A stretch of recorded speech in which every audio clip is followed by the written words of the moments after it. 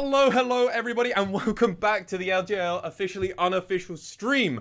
We just covered game 1, which was V3 versus Sengoku Gaming, and that was an incredible game. Sengoku happened to take it with a lot of back and forth throughout that, but enough talking about that one. We've got a brand new game coming up, and it's going to be Burning Core versus V3. How do you top that game? That was such a hectic back and forth game. There was lots of action always happening. It might have slowly gone in Sengoku's way, that previous game, but how do you follow that up? What would you, as Burning Core, knowing what you've just seen from V3, how would you want to attack this? Pick Tryndamere. No, it's a joke. No, I think that they really find ways to counter Yorick. I think that Afferman is the only guy that's going to pull out Yorick, I think. So that's a unique thing that V3 had to deal with. They won't have to deal with it this game, although, I mean, Burning Core, Rayfarki had a fantastic game on set in one of his games, in the game that they won on day 1. So perhaps we'll see whether set becomes a first pick priority again. It was in this game, and Paz did look pretty okay on that, had some decent team fights and some great disruptive moments, but then just eventually fell apart in the split push, and then Yutori Miyashi was ripping apart team fights. Yeah, and I think there's also a conversation to be had about the fact that Rayfarki's second game, he pulled up this GP and he and once very nearly took the game away from DFM in the mid game, which was a bit of a surprise. And we've shown that Rayfarki is willing and able to pick GP into set. And that's something I know you've been talking about. Yeah, I like as a good lane for the GP, as a good way to get some serious scaling out of a lane in a way that's not a KO. Yeah, I mean, that lane just ends up like GP. Well, Set has to push lane a little bit because of what happened. GP just gets to proxy farm under turret and just wins it, and then just gets a gold lead through that, and it's just like, and then the Set just goes, "Oh, I'm now useless," and it's level 4. It can be a very polarizing lane sometimes. Yeah. It's also worth noting that Rocky had some really good stats out of week 1 as well. I'm trying to remember what his KDA was, but I seem to remember Rocky having some pretty nice stats coming out of week one. So I'll be keeping a close eye on him as well, see what champions he chooses to pick up. And once again, I think this bot lane is going to be a bit of a contested one. Proud yesterday alongside Once had some really slick CC combos where they were sort of throwing explosive cats into death sentences and some really clean stuff. On the other side, of course, Yutori Miyashi just came off a pretty monstrous game on Misfortune. So I think that bot lane could be a pretty hot one to watch one more time. Whose KDA did you want again, sorry? It was Rocky, the mid laner for Burning Core. Rocky had a KDA of 6, as did Proud also. Yeah. Oh, Proud had a really good Thrash as well. The Bard game was a bit sad, but his Thrash was really good at comboing onto other CC landed by his teammates. So yeah, I think Burning Core looked, considering that they had to play against Dead Nation at Focus Me, and they played very well in that game. As we've said, Dead Nation Focus Me coming in as strong title contenders into the split, as always, and then going 2-0 on their first day. You know, for Burning Core to nearly take a game away from them is a very important thing to notice and say on cast, right? Yeah, they 100% have shown up, and they are definitely performing above, I believe, our own expectations. Definitely above mine. Yeah, definitely above mine. And our own tier list that we did in our podcast, that's number 2, I believe. I don't think you guys did it on. So it's worth pointing out that actually I think Burning Core had a shaky early game versus DFM, did get snowballed a little bit in the early game. There were some nice ganks coming in from Steel who to pick off Yuhi's Misfortune. And the late game, they kind of lost their way and DFM kind of out-team fought them, out-skirmished them. So they need to clean up those areas, but if they can stop getting caught later on in the game, if they can tighten up their early vision, I could see Burning Core really making a bit of a surge up the standings. On the other side, it is Sengoku Gaming they're facing, I believe. Is V3. V3, apologies. V3. Thank you very much. We're so in sync here, by I the know, way. this is not a good sign. On the other side for V3, you know, Archer probably wants to put that last game behind him, kind of got dumpstered a little bit by Yutori Miyashi. The thing is that, like, Archer still has going to have some stronger side of the hopefully as well. Archer fell behind in CS and experience, as we saw. Like, there was a 3-level lead onto the AD carry matchup, but I think Archer was the guy who landed the important routes into a lot of these team fights where things either went the way of V3 or nearly went the way of V3 because of that CC landing. So I think this guy's center was pretty good. I don't think there's... I think it was a bit sad in terms of the 2v2 kill that he gave up. That was a bit novice, really. You don't really want to be stood in lane when your support's gone, when you're versus the likes of a Nautilus. So yeah, I think there are points to focus on for V3, which are good, but then obviously that is twinned with they just lost. It was quite a convincing loss at the end of it as well. I think that it was Sengoku that nearly handed the game back to them through some interesting plays. So, but I think that V3 should just shake that off, take the good plays that you did do, and see how you can perform in this next game. Absolutely, and I really do hope that V3 are going to take your advice from the past into the future of the past.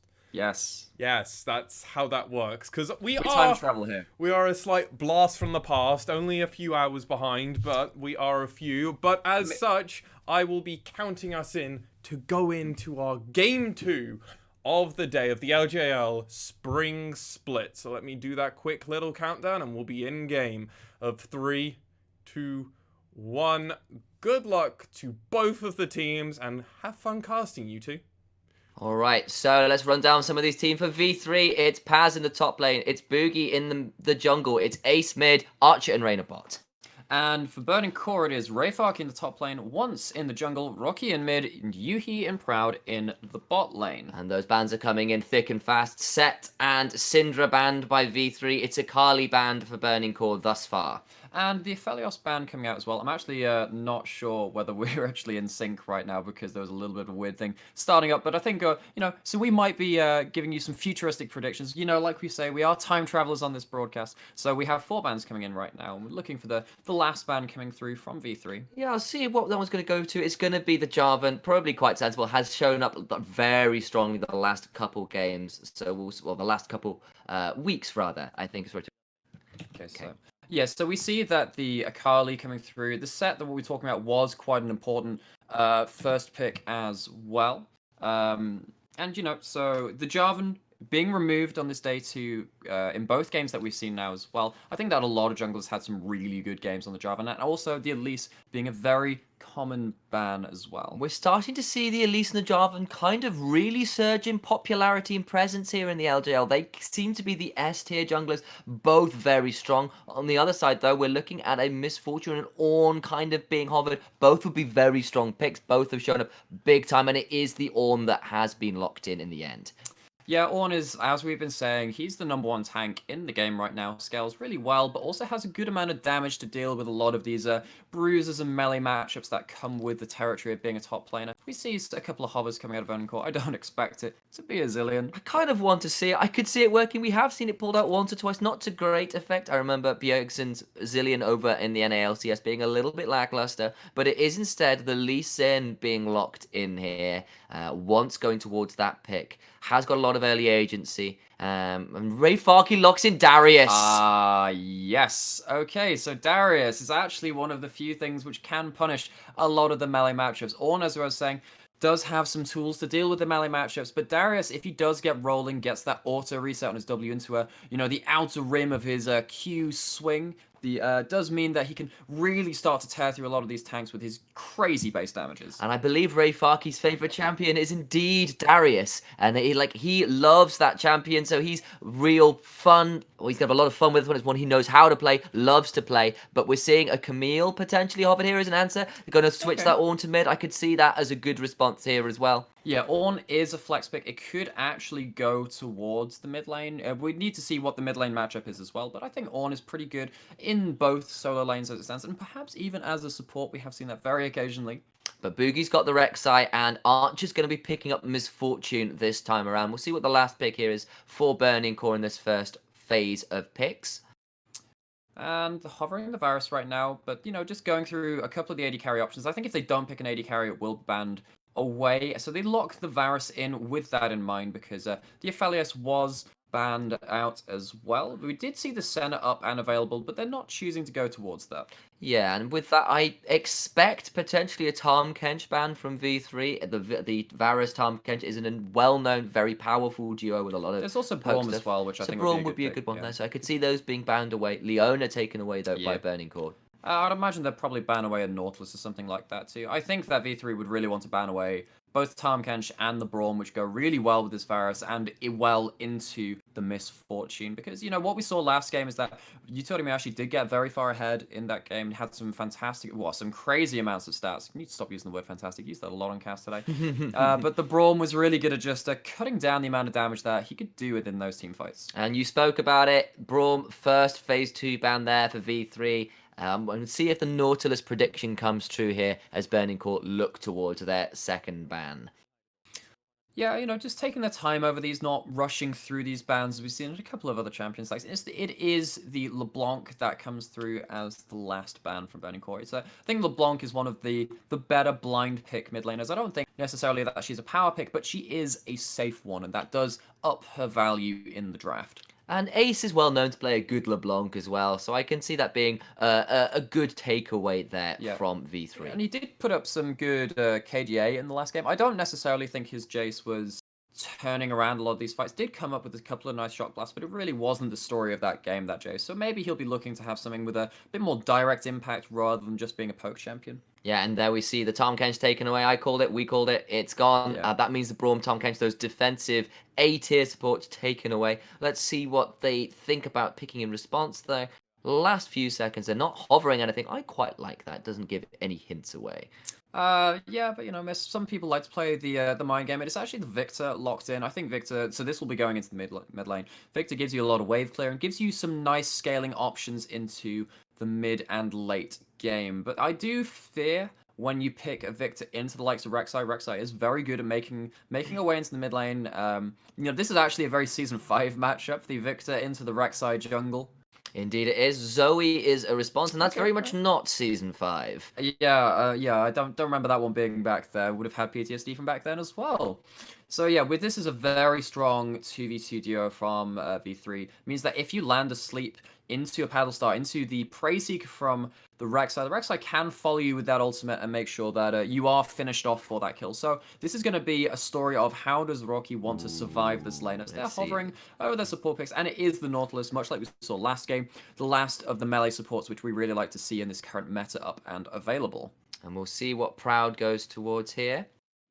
Going to be hovering the cat would not be a bad pickup. We have seen a little bit of Yumi chosen. Has got a little Thresh bit though. Is the last one. And indeed, Proud is good at that. Exactly. We saw Proud have a wonderful game on Thresh last time out. So it's going to be the Varus Thresh bot lane. The Lantern going to try and keep the immobile Varus safe. Yeah, I think that the Lantern it's a good defensive tool for the likes of your Varus, your Jinx, your Caitlyn, all these kind of picks which do need the immediate reposition. And what this does mean as well is that if you do get a good hook or a good flay, you can start walking forwards, flash forwards, and then drop the Lantern down to have a bit of follow-up kill pressure. We actually saw that from Keith McBrief last night in their win as the Golden Guardians versus Team Liquid. There was a really good 2v2 kill there where we saw that mechanic being shown. So yeah, I think Thresh does give you a lot of different options to play around the less mobile AD carries.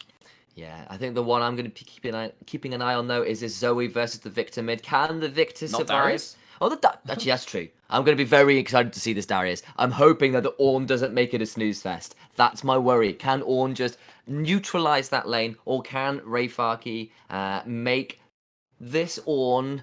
I was going to be very rude, but instead I'll say suffer. Yeah, there we go. Got to keep polite and professional on the stream. Sure, I was thinking about being otherwise, but otherwise, here we go. Let's have a look at this. Who do you think's come out on top on this draft?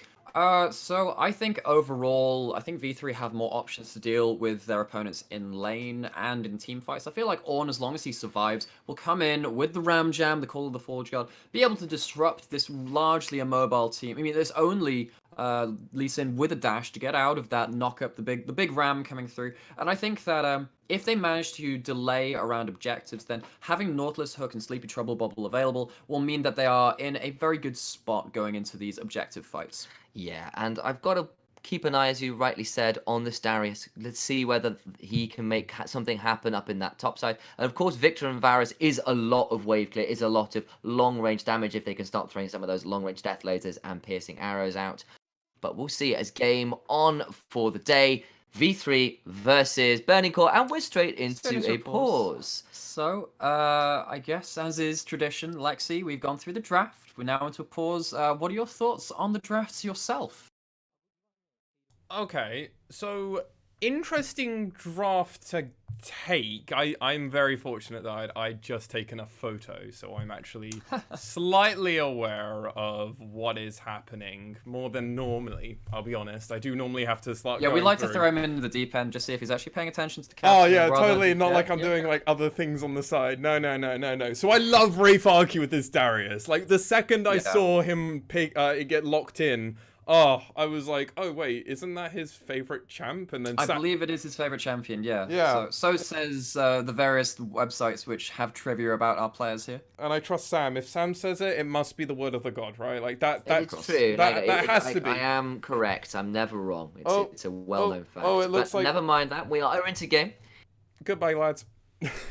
Okay. Nice to see you for however short a time it was there. Yeah, and we just see the teams coming out onto the map for V3 versus Burning Core, Game 2 of Day 2 of the LJL Spring Split in 2020. Indeed, and we're looking at this, another one of these 5-man spreads. We're looking at a Thresh hanging around in that Botsai River, but nothing much occurring apart from that. And it is Dunk Master Darius, ready to hopefully do Yes. some dunking onto Ornn. And you know, actually, one of my favorite moments in League was a Darius versus Victor moment. Both of them in this game, unfortunately, on the same team. Where we saw, I think it was the quarterfinals in Season 5 Worlds, where Darius was picked in the Juggernaut patch, where we saw Darius get frozen mid-dunk animation by the gravity field. We won't see that this game, unfortunately, but they, just brought up some memories for me there. I mean, the other way you can do that is obviously with that beautiful golden forming ultimate of Bard who can just freeze people whatever they're doing mid. I'm mid actually action. I'm not sure if that works on the Sleepy Triple Bubble. Actually, I'm not sure if I think the animation goes through, but if it does, then that'll be pretty fun to see. Maybe we do get it. We'll find out. Well, let's keep an eye out for that. Yeah. Do we get frozen Darius in some extended dunk poses?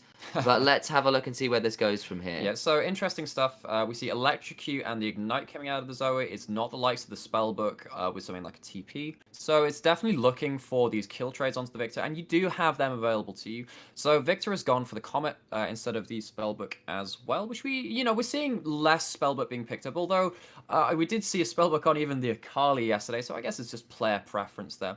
So when you go for the Sorcery runes like the Victor has, there's a good chance that you can go for something like the Nullifying Orb, which gives you a mini little Hex Drinker shield out of your runes, which can be very important in these high AP burst matchups. And we have seen the Hail of Blades pick up for the Rek'Sai. It hasn't gone towards the Conqueror, has gone for that really aggressive Hail of Blades pick. Oh, no, okay, so there's no Nullifying Orb on the Victor. I should have really waited for that. But, it's nice to talk about anyway. It's an option which he did have available to him. Do you think he should have gone for the Nullifying Orb?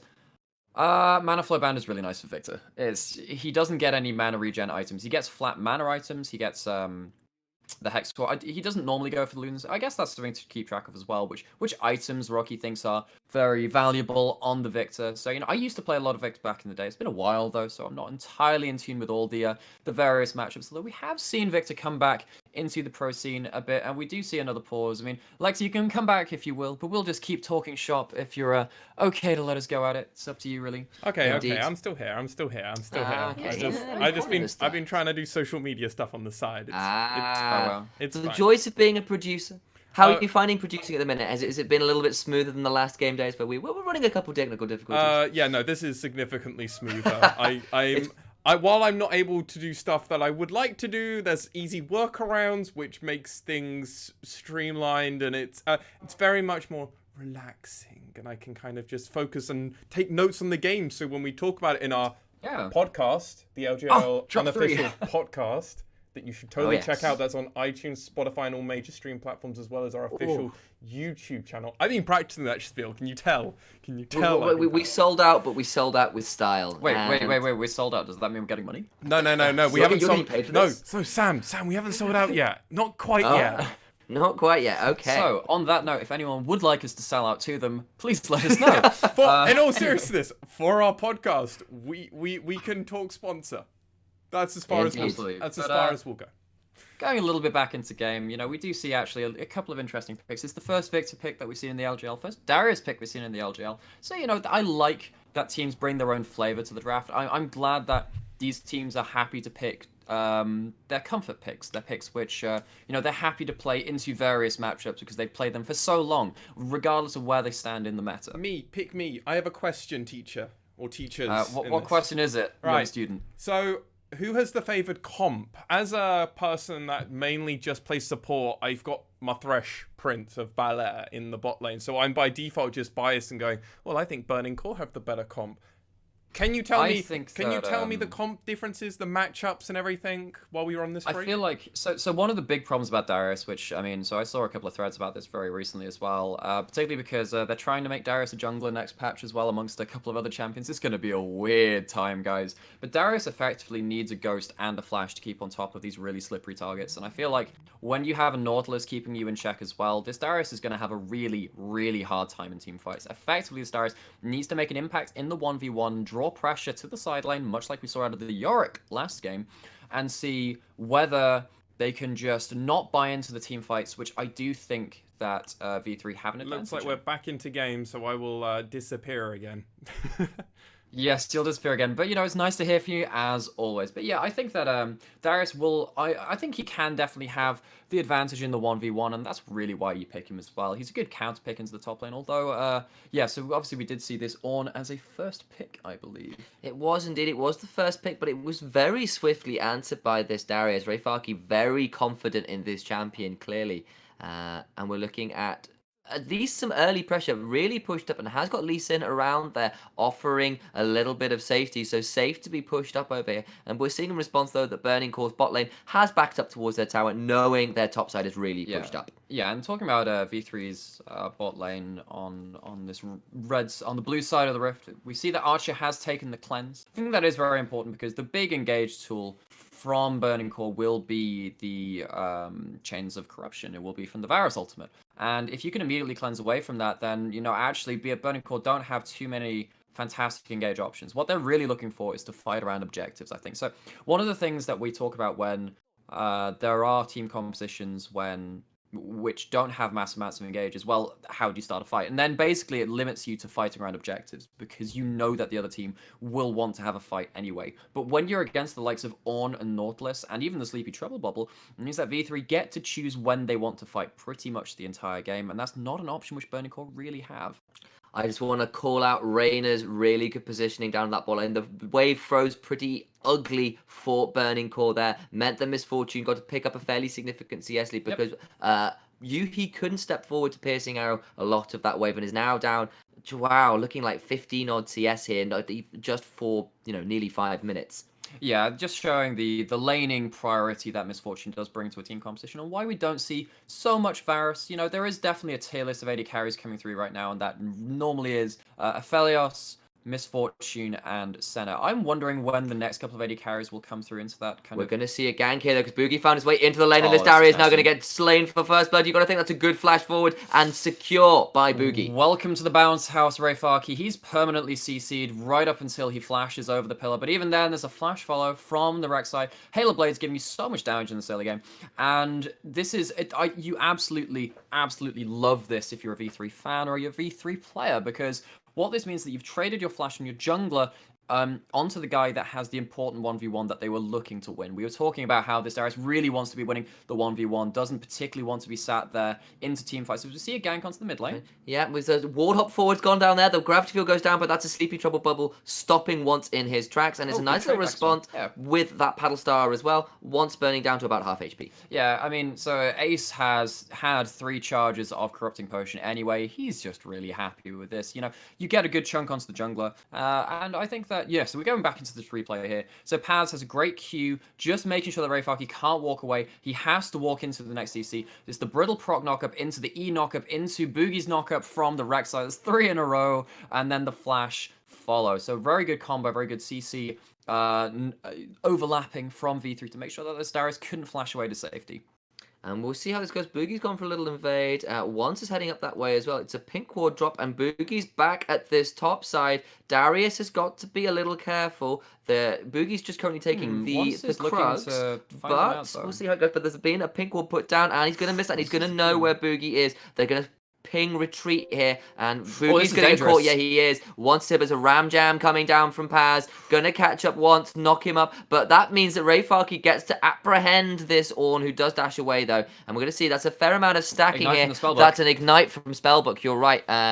but that's all it is, No, and Paz taken down about I half have HP. to wonder that if when that Ornult comes in, if Rek'Sai knocks up the knocks up the Lee Sin into the second part of the Ornn ultimate, getting all the value out of the brittle proc, I wonder if actually Boogie could have turned that around for a kill there even.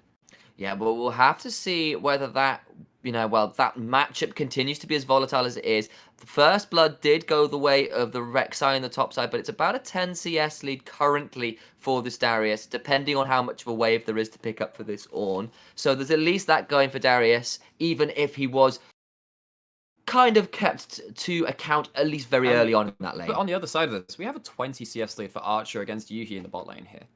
This is, and that's with a wave at tower, which is XP, which this Varus is not getting the 5 discrepancy. So Misfortune has the ultimate available. Varus doesn't quite yet. We'll see if he picks it up off of this wave. We see a BF sword to a bilge wall to buy as well. So it means that the burst coming out of this Misfortune is just super high at this point in the game. On the other hand, with that bilge water, though, there is a bit of lifesteal, so those kind of extended trades can be kind of recovered from with that lifesteal, but that means he needs to not get blown up by the BF sword. Yeah, so normally when you get Vamp Scepter items, it only really gives you sustain if you have access to the wave. What we've seen from Archer and Reyna is that actually they've been really good at keeping this Varus away from the wave. There's a level 6 Rek'Sai here. It is, and that's only a level 5 on this Lee Sin, who has to ward hop away, but Proud is here, he's walked forward there. Proud is now in a bit of a difficult spot. He's thinking about whether he needs to flash, does flash. Yeah, I don't think you really want to go for that trade at all. There's no TP available from the Victor. He had second roam there. Everything misses onto Onster, but it was blind, so we'll give him the free pass there. Just as V3 pile into the bottom jungle here. Looks like Paz is actually willing and ready to TP. Coming down to the mid lane. Goes forward, he's kind of now, he's got a lantern though, he's fine. That's because Proud is there. Flash burnt from the bot laner in Thresh, and jungle kind of taken away now. That's a good blue buff steal, and Victor does kind of want that blue buff if he can get hold of it. Yeah, he absolutely does. In the early game, Victor has some real mana issues still. He Wait, we're going to see another engage. It's going straight in. He's still got the he's ultimate. So No, he's lost vision, can't use the ultimate. Yeah, doesn't want to dive over the wall there because there was the Thresh and the waiting bodyguard of the Thresh. I've used that term a lot today as well. Ready to lock up the Rek'Sai if they did choose to go for that kill there. And Boogie's just been, making sure that Once is accountable across this game. Actually positioning for a dive here. That Ace has got the first roam again. Good has flashed, and that's going to be survival for the bot lane. They avoid the dive, but it means more pressure for Archer and Reyna down here. Good roam from Boogie and Ace. I actually wonder if they go for the dragon here because Ace just picked up a smite there as well. Looks like they are actually. Just goes for the immediate burst there. Looks like Boogie will be able to just finish that off themselves there.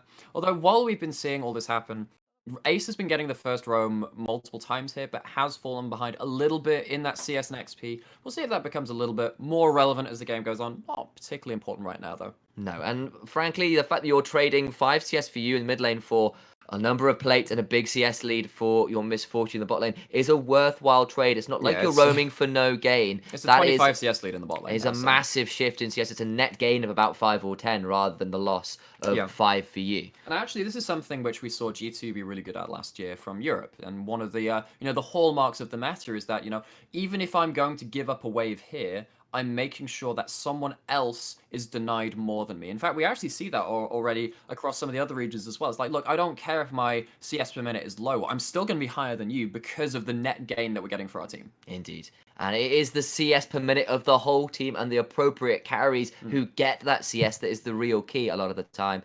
And yeah, Victor scaling, he's picked up a double door and he's just upgraded his Hex score another time, but he's going to take a little while to come online. Doesn't roam as well as this Zoe right now, even if he is running a teleport.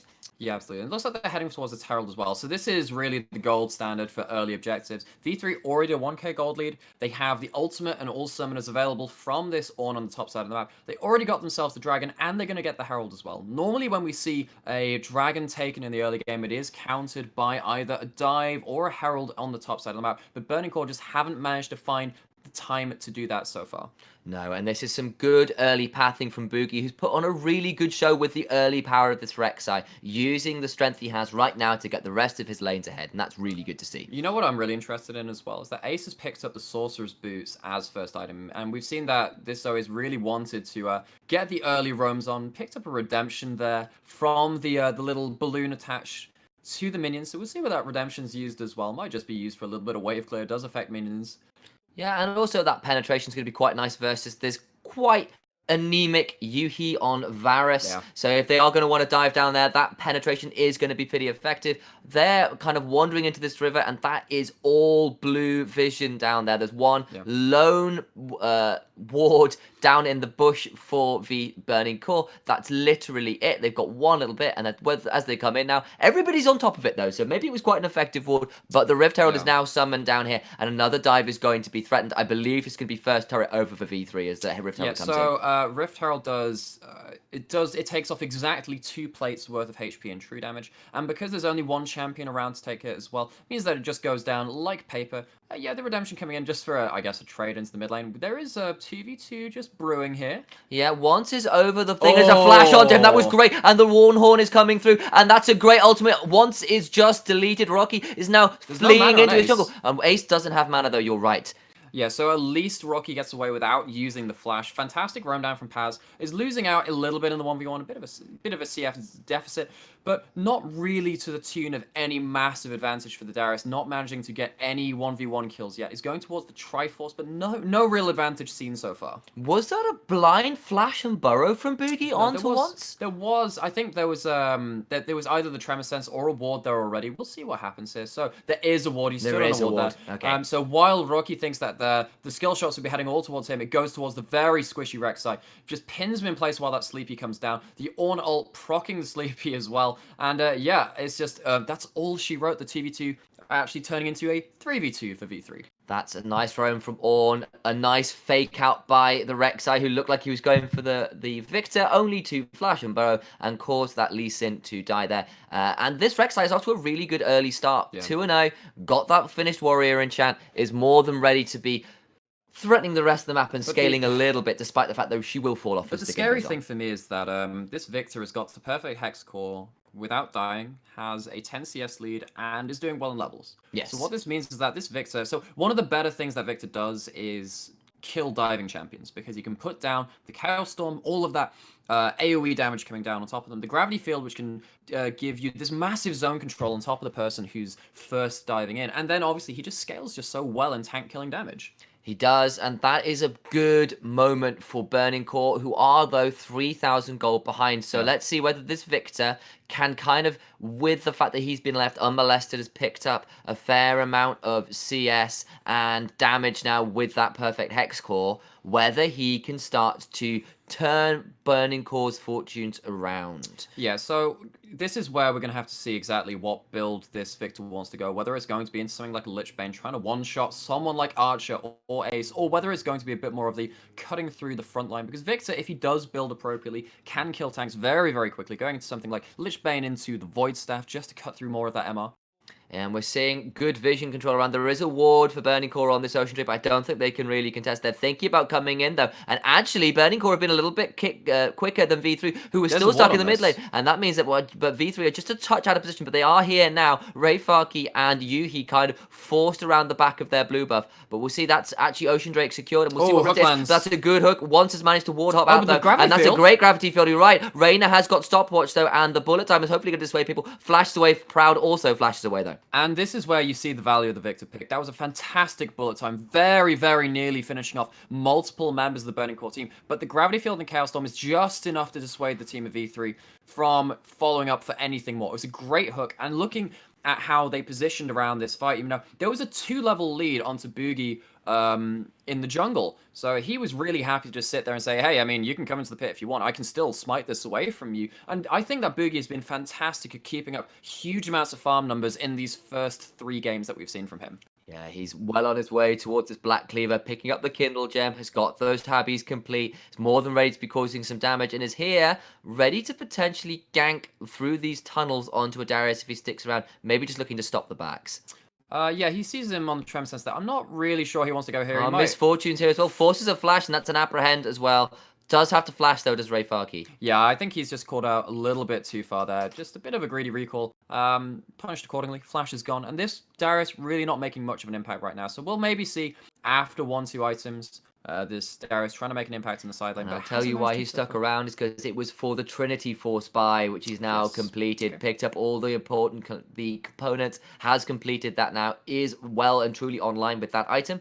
Yeah. See how much he can pull off with it, though. I think one of the things I'm a little bit worried about for this Darius, so he's gone for the Conqueror. It is a common build onto the Darius, but particularly in competitive play, when people peel for each other and their friends so much more effectively, is that something like a phase rush can help you stick to your target, even though you have a bit less damage, even though like won't be able to get so many of these 100-0 combos. I think that the phase rush is really important, trying to stick to someone like the Misfortune in these team fights if you ever want to team fight as the Darius. And this is a Misfortune that has been really snowballed by her team. She picks up another turret's worth of local gold, isn't that? About 40 CS up on this Varus, who only just completed his first item, where Misfortune is literally a BF sword ahead and has yet to, well, is only just backed. So it's looking really strong. She's just big pickaxe. She backed and picked up the pickaxe, but once is in a fight here with Paz, and that's a massive 4-level discrepancy. Has to Dragon's Kick away and flee. Yeah, Dragon's Rage comes out. Actually, Paz not even needing to use the ult there. Yeah, so once just 4 levels down there, probably not the best 1v1 you could take across the map. Boogie picks up second Rift Herald while that was all happening. That means double Rift Herald, double Drake. The objective control has been solely in the side of V3's hands, and they're going to put this down mid lane, and Victor can't stop this so well. That's a Sleepy Trouble bubble in behind the tower as well. That's going to be mid lane gone. And Zoe's really good in these siege kind of situations. With the Herald, you know that it's kind of inevitable that the charge is going to come down, and then Zoe's just looking around seeing if you land that combo in as well. Pick someone off. As we were saying earlier, Yuhi is really not anywhere close to being tanky enough to survive any of Zoe's damage. These AD carries don't have very high base magic resist. It's why you do see Sork Pen being so highly valued by a lot of these mid lane mages, actually. Indeed, but what that means is that all the outer ring of towers are down for Burning Core, while they themselves have taken none of V3's in response. It's about a 5,000 gold lead, and that's starting to look a little bit rough now at 18 minutes. That's a pretty huge gold lead for that time period. Yeah, it is. And this is also a team, like as we were saying, which arguably does better around objective team fights. I think Rek'Sai does fall off as the game goes on, but has come into this with quite a large level advantage, like we're saying. I think that Boogie's passing around, being able to both affect lanes and also keep up in farm, has been actually very interesting to watch. I'll need to go back and watch a couple of his jungle paths. I've been focusing more on the lanes rather than jungle pathing myself. Indeed, but that's perfectly reasonable. There have been some interesting lanes to keep an eye on. And actually, Darius' CS lead, which he once had, is now kind of falling away. Yes, he'll pick up a wave here, but that's no longer the 10 CS lead he had. Well, this Darius needs to actually be quite afraid of anyone coming into his lane. You have Mobies onto the Nautilus. You can walk in, just CC you up for the damage from various people on the enemy team to come through. And then obviously Ornn being able to follow up in these side lanes means that even if you walk up and try and threaten a tower, the Call of the Forge Guard can pin you in place for the next person to come in.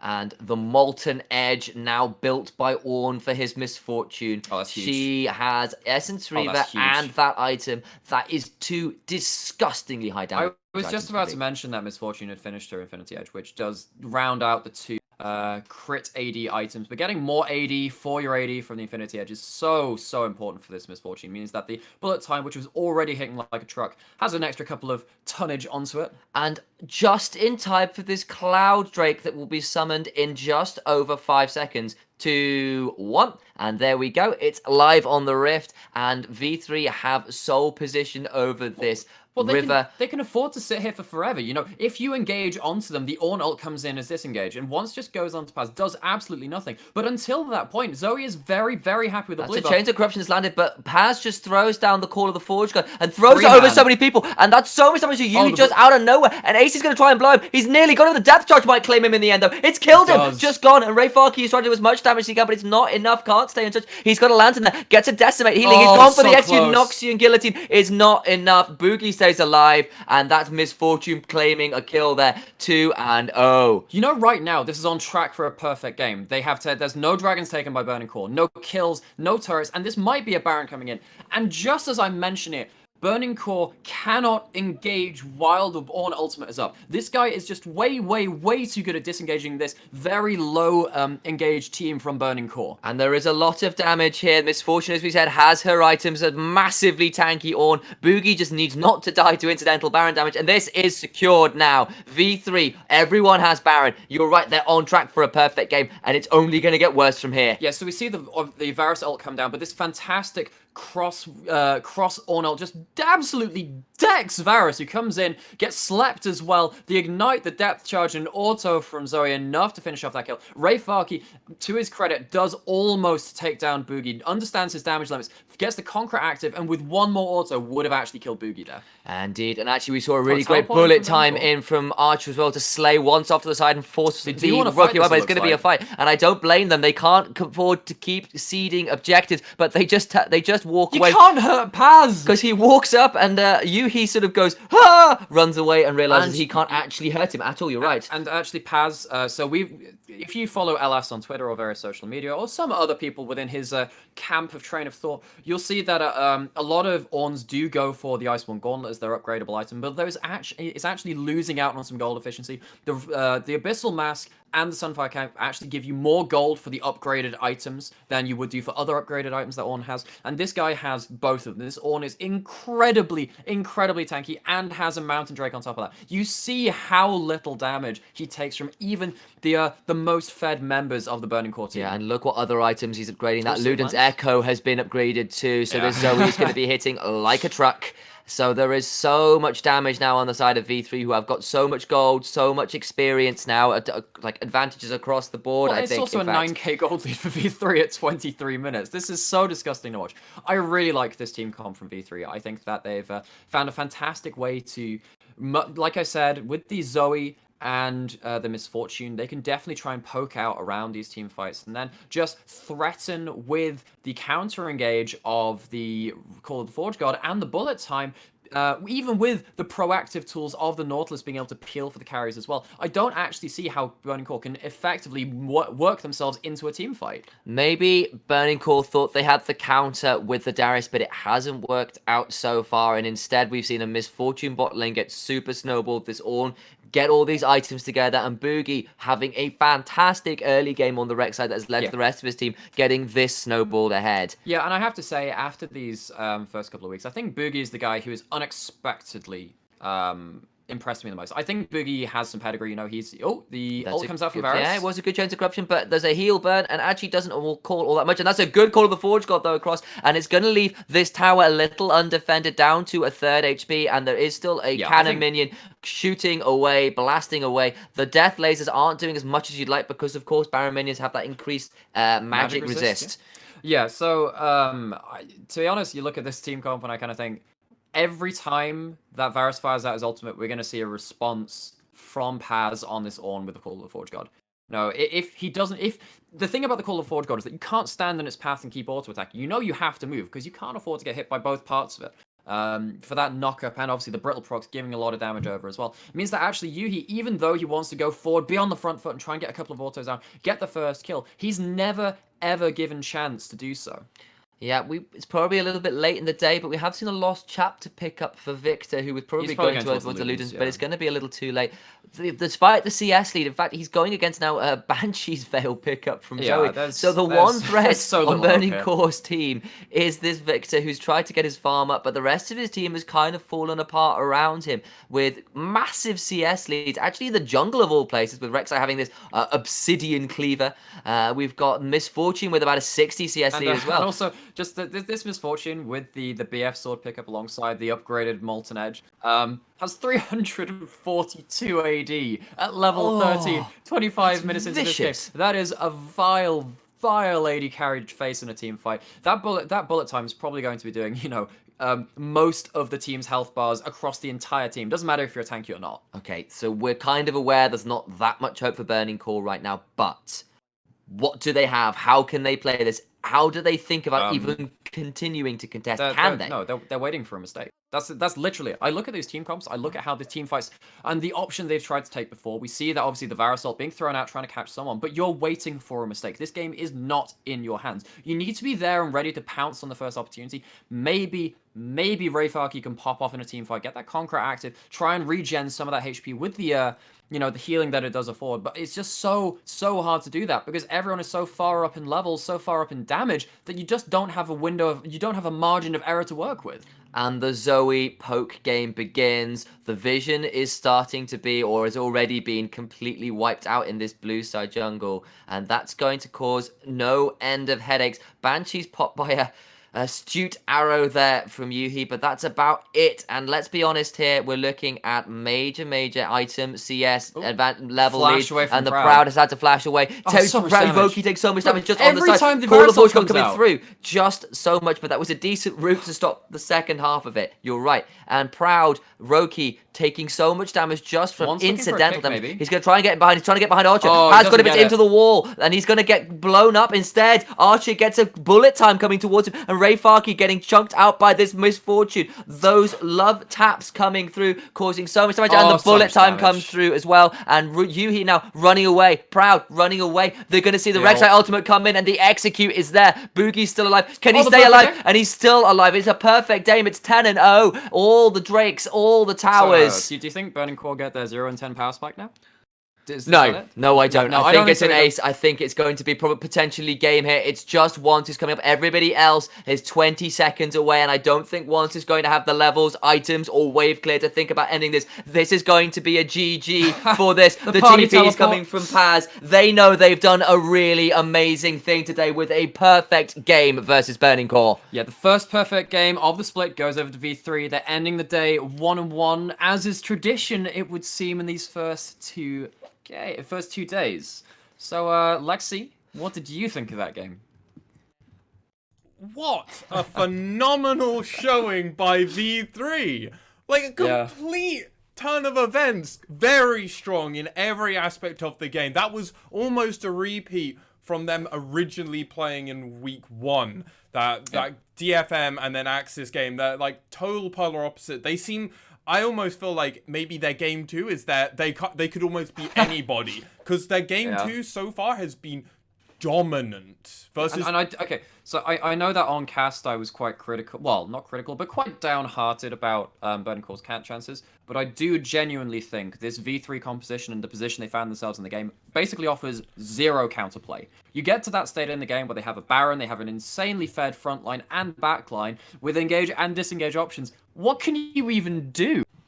Yeah, and I think there's also just something to be said for that. I feel they had a better early game. They didn't get they didn't have the troubles they did in the one beforehand, and maybe a slightly better draft in terms of much more aggression. And the Ornn pickup was so good. You know, actually, they didn't get dunked by that Darius. That counter pick didn't really play out. I was worried about it. You said, why are you not that excited about the top lane? I went, well, because I think Ornn is still going to be able to be just fine, and actually Darius is going to be a little bit of a disappointment, and sadly for Ray Farkey, it kind of was. So Ray Farkey should have picked Yorick, right? That's it. That's the answer. Sure, Yorick why is not, the answer. right? We've come to this conclusion.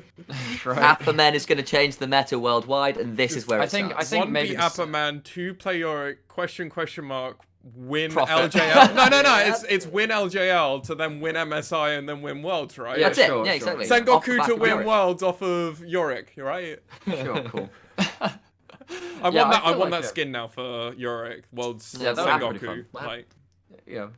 anyway, You heard it, guys. But no, Someone translates that to Japanese. I'm Tell not- them what they need to do. go ahead, Alex. I have to say, I'm still really impressed by Boogie. I think he's Yes. probably the guy that the jungler which I've been most impressed by. Actually, obviously they had a bit of the iffy Diana jungle game against Dead Nation Focus Me, but the 3 games we've seen besides that, he's been up in levels. He's been getting ganks off. You know, we've been the meta and the discussions around the meta have often been about jungle isn't strong right now. You deal with the early game, but then you kind of fall off. Boogie has been getting into the mid game with similar levels to his solo laners, similar damage to his solo laners, and really making me impressed. I think there's also something to be said for, like, actually the game before this, he was on the Gragas.